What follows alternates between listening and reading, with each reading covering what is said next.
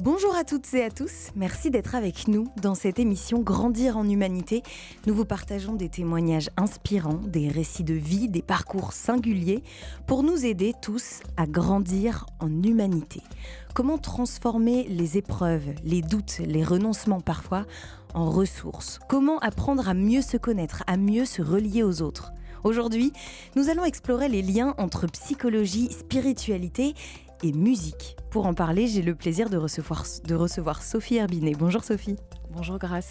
Sophie, vous avez eu une première vie professionnelle très structurée, très exigeante, au cœur de grandes entreprises internationales. Et puis à un moment, quelque chose s'est déplacé. Une quête de sens, une écoute plus fine de ce qui vous faisait vibrer et une place de plus en plus centrale prise par la musique. On va en parler. Vous allez nous raconter comment elle est devenue à la fois un levier de transformation individuelle et collective et en quoi elle peut nous aider aujourd'hui à grandir en humanité. Sophie, quel lien vous avez toujours entretenu avec la musique ? Un lien d'abord indissociable, la musique est indissociable de, je pense, mon enfance, de mes souvenirs d'enfance, d'adolescence, avec évidemment des goûts musicaux qui ont évolué. J'ai moi-même appris le piano et j'ai écouté énormément de musique classique pour commencer. Et puis à la maison, c'était la musique qui était écoutée. Voilà. Est-ce que la musique vous a appris quelque chose sur vous-même, sur vos émotions ? Je ne sais pas si elle m'a appris quelque chose sur mes émotions. En tout cas, je pense que ça a été, comme un espace, oui, un espace, un territoire, dans lequel, je pouvais éprouver des émotions très intenses. Mm. C'est un accompagnement, en vérité, il me semble, hein, où on peut effectivement se déployer, déployer des rêves éveillés, des sensations, des émotions, des souvenirs. Et qu'est-ce qui fait que vous en êtes revenu ? C'est-à-dire qu'il y a grandir avec la musique, apprécier la musique, et puis il y a un moment de sa vie de se dire, bon bah, en fait, je suis capable de... Là, je plaque tout, et puis je me lance vraiment dans la musique. Je crois qu'à un moment, tout simplement, c'est une pratique, à la fois une pratique et puis un goût, puisque j'allais aussi beaucoup, écouter de musique dans, disons, ma vingtaine. Mhm. Et c'est cette pratique et cette écoute, comment dire? Cette activité quasiment, heu, est vraiment devenue une passion. Je crois que pendant longtemps, j'entendais des parcours de vie ou des personnes, qui parlaient de leur passion pour la voile, leur passion pour l'équitation, leur passion pour la littérature et puis moi je me disais: «Ah oui, don d'accord, très bien», sans pouvoir vraiment moi-même, affirmer que Ouais. je savais ce que c'était et puis en fait ça s'est installé, tranquillement mais certainement. Heu, Certainement aussi ça s'est enraciné dans, ce goût déjà très prononcé que j'avais, quand j'étais, beaucoup plus jeune, quand j'étais enfant. Mais à un Tout- moment, c'est quelque chose qui prend une telle place, qui devient, très obsédant aussi, où en réalité j'avais hâte, quand je repartais du bureau, soit d'aller écouter du jazz notamment, puisque c'est vrai que ça fait partie du style de musique que j'ai découvert plus tard, Mhm. donc vers oui, c'est ça, 20-25 ans et pour laquelle je me suis vraiment découvert une grande passion, oui. J'allais vous demander justement, vous avez grandi avec la musique classique. Est-ce qu'aujourd'hui vous écoutez autre chose ? Donc le jazz. Oui, beaucoup de jazz, toujours, des allers-retours aussi entre, le jazz, la musique classique, mais quand je dis la musique classique, disons qu'à l'intérieur de la musique classique, c'est quand même beaucoup, beaucoup, la musique baroque et Mm. l'opéra. Et puis, le jazz, mais de façon, plus large, la pop, la comédie musicale et la soul music. Je crois qu'en résumé, c'est un peu ça. Et qu'est-ce que vous trouvez ou qu'est-ce que vous cherchez d'ailleurs dans chacun de ces genres musicaux ? Alors je crois que, dans ces différents styles musicaux, si je cherche à trouver un dénominateur commun, je verrai le rythme, la pulsation, il me semble, qu'on trouve, qui me plaît particulièrement dans la musique baroque, Alors c'est peut-être moins ce qui caractérise mon goût pour l'opéra, par exemple, mais dans la musique baroque, Bach, qui pour moi est peut-être, le compositeur que je placerais au-dessus de tout. Le jazz évidemment, mais les liens entre Bach et le jazz ont été faits, il y a déjà longtemps, hein, par, différents interprètes, et musiciens encore aujourd'hui.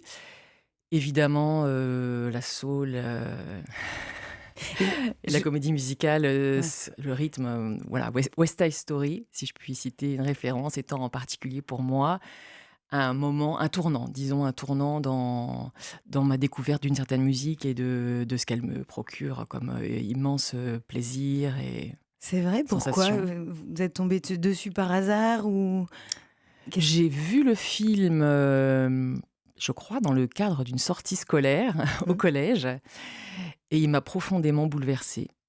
Ah, c'est Heu génial. et après j'ai acheté, la bande originale, de du film et puis je me la suis repassée en long, en large, en travers. J'ai appris les paroles par cœur, enfin tout ça quoi, je Il y a quelque chose avec la musique, c'est qu'en fait, en effet, on n'est jamais seul. Heu, on va avoir le temps d'en parler parce que vous avez créé l'agence événementielle So Many Stars Production, production. dont l'objectif est de répondre à différents besoins des entreprises et organisations à travers la musique. Et donc, je l'ai dit, vous avez tout quitté, votre carrière internationale, pour en faire votre métier. Moi, la question aussi que j'ai envie de vous poser, c'est, essayer de comprendre comment est-ce que vous avez osé? Je pense que chacun d'entre nous a, peut-être des rêves qu'il ne veut pas s'avouer ou alors juste des rêves. Puis les rêves, c'est fait pour, un peu une étoile au bout du chemin, puis on sait qu'au final, bah, peut-être qu'on le réalisera jamais, mais c'est pas forcément ça que qu'on cherche. Là, en l'occurrence, vous avez eu cette idée en tête et vous avez tout plaqué, vous avez osé. Comment on ose? Déjà, moi je suis, arrivée à peu près autour de mes 45 ans et là, tout à coup, je me suis aperçue, enfin j'ai été placée devant une réalité qui était que j'étais en train d'entamer la deuxième moitié de ma vie professionnelle et ça, pour moi, ça a été un chiffre, voilà, Mmh. une mesure mathématique, je suis en train de commencer la deuxième partie de ma vie professionnelle. Qu'est-ce que j'ai envie d'en faire? Comment je veux qu'elle soit pour pouvoir me dire à la fin: «J'ai fait ce que j'avais vraiment envie de faire». Et comme, eh bien, justement, j'étais, finalement, ma passionnée de musique et puis j'allais à des rencontres professionnelles organisées par la Philharmonie de Paris aussi pour en savoir plus sur, le métier de diffuseur, le métier de producteur. Parce que je me disais effectivement dans ces fameux rêves, un jour peut-être, ce que j'aimerais c'est, soit avoir moi-même un lieu de concert, hein, de musique vivante, de musique live, soit de diffuser ou d'être agent d'un groupe ou de plusieurs groupes d'artistes, hein, de projets artistiques, Mmh. soit en tout cas de travailler en prise avec, le milieu musical. Le milieu musical, non pas, la production phonographique. Pour moi, vraiment, je crois que ce qui était important, c'est, la musique vivante, c'est-à-dire, la magie, ce qu'il se passe, quand, on assiste à un concert ou quand on pratique soi-même ou quand on est en train de partager et je crois que là, on arrive effectivement au sujet de la musique en entreprise. C'est, quelle magie, que se passe-t-il quand on est en train de partager avec d'autres Mmh. la joie, ou la vibration d'un moment de musique où des musiciens sont avec nous, sont en train, pardon, de jouer pour nous quelque chose, d'y mettre, leur technique, leur expertise, mais évidemment un peu plus que ça, pour que la magie opère. Qu'est-ce que ça nous fait à nous individuellement et puis collectivement évidemment? Ouais, il y a quelque chose de particulier dans le live justement, Je crois, oui, vraiment, je crois profondément, oui. et on a parlé du jazz, mais le jazz, c'est une musique qui est très particulière, notamment parce qu'elle est pleine d'inattendus, en fait. Oui, c'est une musique, il me semble, dans laquelle, on est, un peu déséquilibriste. Alors soit que l'on soit en train de la jouer et de l'interpréter en tant que musicien, mais quand on l'écoute et plus on l'écoute, plus on connaît, les fameux standards de jazz, plus on connaît les morceaux et autour desquels les musiciens vont proposer leur propre interprétation personnelle, mais en respectant évidemment un certain nombre de choses qui font que, on va reconnaître, le morceau et puis on va, entendre, toucher, voir, ce que le musicien y met, de sa propre, personnalité et c'est un support de créativité en fait, effectivement très, très, très, très fort. Mais en fait, la musique, même quand ce n'est pas du jazz, dès lors qu'il y a une interprétation, il y a une sorte d'improvisation, il me semble, hein. C'est-à-dire que, Et amener la musique en entreprise, c'est quelque chose que vous aviez déjà vécu, vous, avant de vous lancer? alors je l'ai vécu, de 2 façons différentes. D'abord parce que, comme je commençais à connaître un certain nombre d'artistes et à pratiquer aussi la musique, dans le cadre de masterclass, j'ai des amis qui m'ont demandé pour leur propre, entreprise, d'organiser pour eux une mise en musique d'événements, donc de faire venir des musiciens et voilà, de tout organiser. Donc je l'ai fait et j'y ai trouvé beaucoup, beaucoup de Mmh. plaisir. Trouver la juste combinaison, le juste répertoire et cetera et cetera. Et puis, j'ai eu l'occasion dans l'entreprise dans laquelle je travaillais depuis, une quinzaine d'années à ce moment-là, de vivre un moment qui nous a été, offert par, la direction des ressources humaines, à nous, tous les collaborateurs en interne. On était à peu près, 300 ou 400 personnes, dans les locaux, en fait, dans les bureaux, au mois de juin. Je crois que l'idée, c'était de gratifier, de remercier les personnes, après une année particulièrement mouvementée. Et donc, les ressources humaines ont invité un chef d'orchestre avec un petit orchestre, ou un gros orchestre de musique de chambre, constitué d'excellents, musiciens, de l'Opéra national, de l'Orchestre national et cetera, et d'une chanteuse lyrique. Et ils nous ont offert un concert, vraiment, immersif, hein, puisqu'ils étaient installés, au milieu de nous, en fait, dans une cour extérieure. Et on a eu un moment incroyable de musique, qui a duré à peu près 1 heure. Et ça a été un électrochoc pour vous? Peut-être un moment de balance? Oui, absolument, Ah, c'est absolument. J'ai gardé, précieusement d'ailleurs, à l'époque, je n'étais pas du tout prête encore, hein, à franchir le pas. Je pense que c'était encore pour moi, pas envisageable. Mais quand l'idée a fait son chemin, je me suis souvenue de ce moment-là. J'ai cherché dans mes archives, dans mes mails, j'ai retrouvé le nom de ce chef d'orchestre qui est un monsieur aujourd'hui, qu'on pourrait dire presque un monsieur âgé. Et j'ai réussi à le contacter, par le biais de son agent. ah super! Et aujourd'hui, je travaille avec lui et nous La boucle est proposons la bouclée. boucle est bouclée, C'est voilà. super. Merci Sophie, on vous retrouve tout de suite pour continuer à grandir en humanité. Grandir en humanité, en coproduction avec Anteas, partenaire des entreprises à mission. Grâce Leplat. Sophie Herbinet, je le disais, vous avez fondé une agence événementielle qui s'appelle So Many Stars Productions. Vous utilisez la musique comme un levier de transformation dans les entreprises. Euh, Pourquoi est-ce que la musique est si précieuse justement dans les entreprises?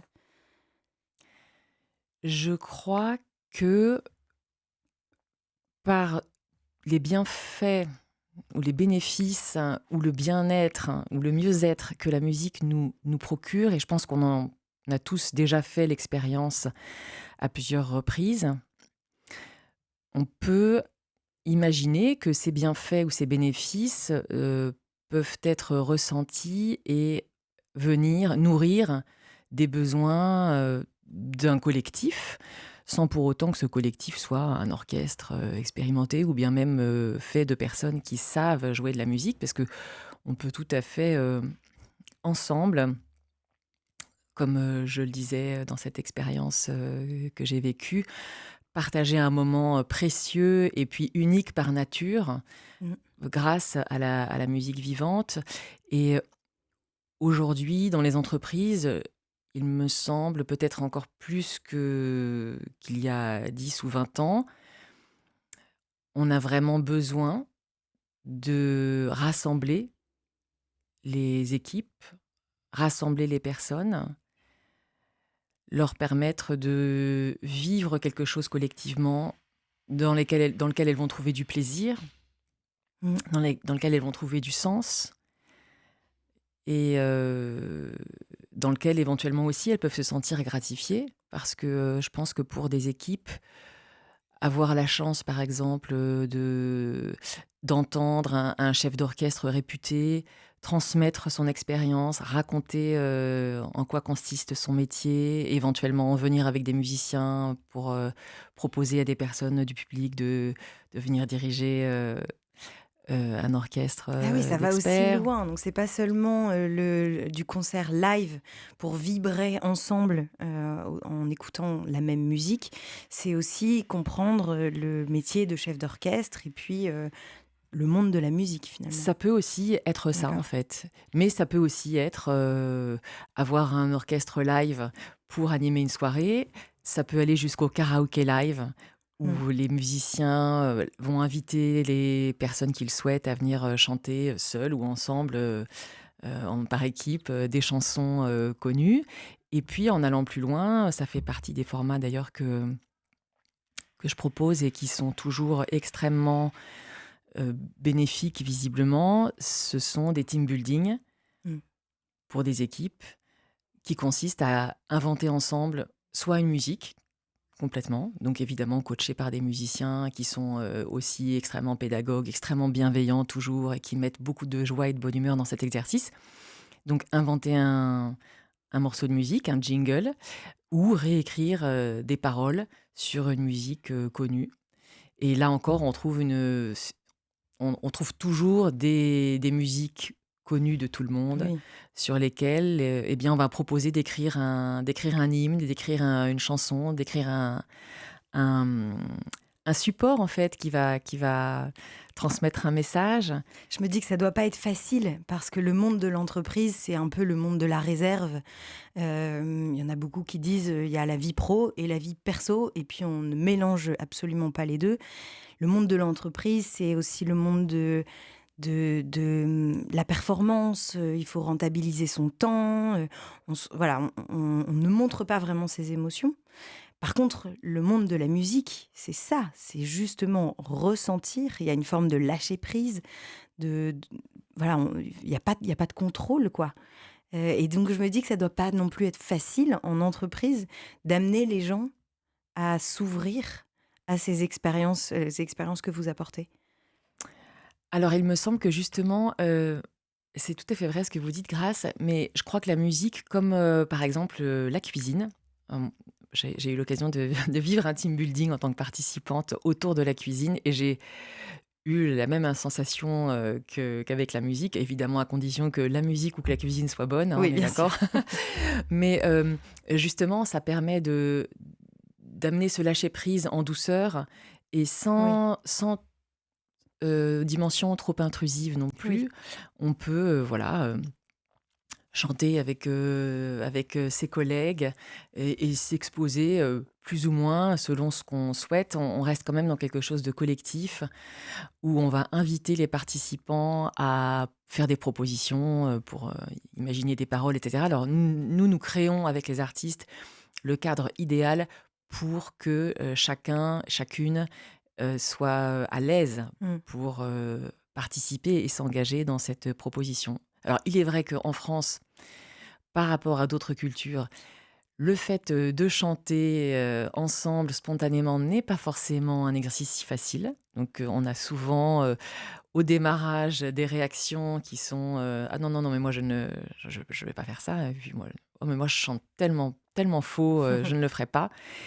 Mais j'ai la chance de travailler avec, des musiciens qui sont vraiment exceptionnellement, bienveillants et puis, qui ont des vraies qualités de leadership et ça se passe toujours extrêmement bien, en fait. C'est marrant, c'est ce que vous disiez notamment avec le chef d'orchestre.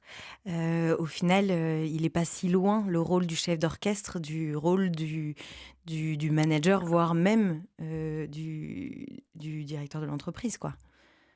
Ah, c'est assez incroyable, hein, d'entendre effectivement un chef d'orchestre parler de son métier, et de façon, simple et humble, je dirais. Il ne cherche pas à démontrer quoi que ce soit à des dirigeants d'entreprise, qui ont leur, propre, évidemment, expertise et grande expérience. mais la correspondance des enjeux, la correspondance des difficultés, Mm. de comment, comment obtenir l'adhésion, Mm. comment obtenir l'engagement, qu'est-ce que, qu'est-ce que, qu'est-ce qu'un concert réussi, qu'est-ce qu'un lancement de produit réussi, comment est-ce que je fais travailler différents métiers ensemble quand je monte un opéra, par exemple. Ou Ouais, comment tout est-ce à que je fait. fais en sorte que les 65, 70 musiciens de l'orchestre, qui sont chacun en tant que soliste des super, super, super experts, soient OK pour jouer ensemble, laisser le son d'ensemble s'installer sans tirer la couverture à soi, jouer pendant des années avec le voisin de pupitre avec lequel en fait il n'y a pas d'affinité du tout. Enfin, il y a des problématiques extrêmement similaires. C'est Mais passionnant. ouais, justement, c'est ça. Ce qui est intéressant, c'est qu'on est là pour aussi réfléchir au lien entre la psychologie, la spiritualité, la musique. Et on se rend compte dans tout ce que vous dites que la musique, c'est vraiment un pont entre le rationnel, l'irrationnel, enfin l'émotion, entre le cerveau et le cœur, entre l'individu et le collectif, par le Absolument. fait de ressentir aussi. Et aussi entre le psychologique et le spirituel. Moi, ce que je trouve intéressant, ce que je me suis dit en réfléchissant, en préparant cette émission, c'est que la musique, on la retrouve aussi dans les églises. On dit chanter, c'est prier 2 fois, mais aussi dans les silences, dans les stades de foot, on chante tous ensemble, dans les manifestations. Et du coup, maintenant, avec vous, dans les entreprises. C'est incroyable, ce pouvoir de la musique. Mais exactement, grâce à ce pouvoir de la musique, moi je ne m'en lasse pas. À chaque fois que j'interviens en entreprise, et ça peut être une chorale à l'heure du déjeuner où on fabrique un medley de 2 ou 3 chansons pop très connues, et puis on fait chanter l'assistance avec tous ceux qui ont eu envie de faire cette expérience, qui rencontrent par la même occasion d'ailleurs quelquefois des collègues de travail. Mm. Et cette vibration, quand on est au milieu du groupe et qu'on chante et qu'on entend sa voix au milieu des autres, c'est exceptionnel. Qu'on soit dans un stade de foot ou qu'on soit effectivement dans une chorale d'entreprise ou dans un karaoké live. Ouais. Je pourrais pas. Pour moi, ça m'est arrivé de sortir de concerts de, d'artistes que j'admire énormément en me disant je suis c'était une messe, mais au sens, Une communion, quoi, quelque chose une de communion, plus grand que nous, en fait. absolument. Ouais. Et d'ailleurs, les musiciens parlent volontiers aussi de cette expérience qui, pour eux, est très puissante et de concerts. Alors, tous les concerts ne font pas, comment dire? Ne procurent pas forcément cette expérience maximum. Alors, c'est une expérience qu'on peut appeler maintenant. On parle souvent de flow, et c'est aussi effectivement ce qui se passe.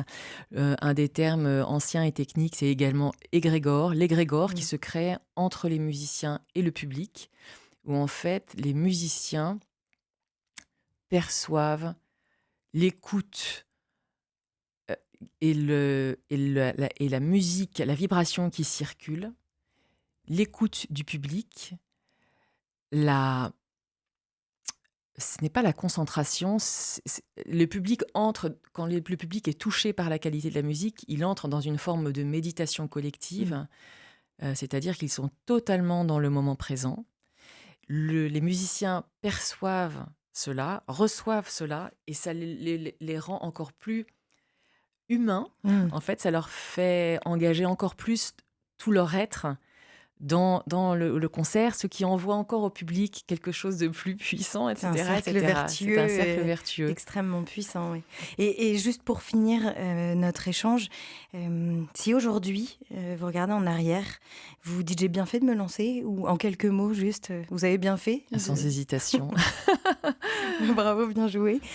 Sophie, à travers votre parcours, on comprend que pour que grandir en humanité, c'est avant tout apprendre à s'écouter, à accueillir ses émotions et à s'ouvrir aux autres. Ça nécessite une forme de lâcher-prise dont on parlait, qu'on retrouve notamment dans la musique. Et on comprend bien en vous écoutant l'intérêt de faire rentrer la musique dans nos entreprises, la mettre au service du lien humain. Parce qu'une musique, lorsqu'elle est vécue, lorsqu'elle est partagée, c'est en fait un puissant levier de transformation psychologique et de création du collectif. Et bien sûr, d'ouverture individuelle et puis au collectif. Merci Sophie Herbinet pour ce partage généreux. Merci à vous aussi qui nous écoutez. Continuez à chercher ce qui vous met en mouvement. C'est souvent là que commence le chemin pour grandir en humanité.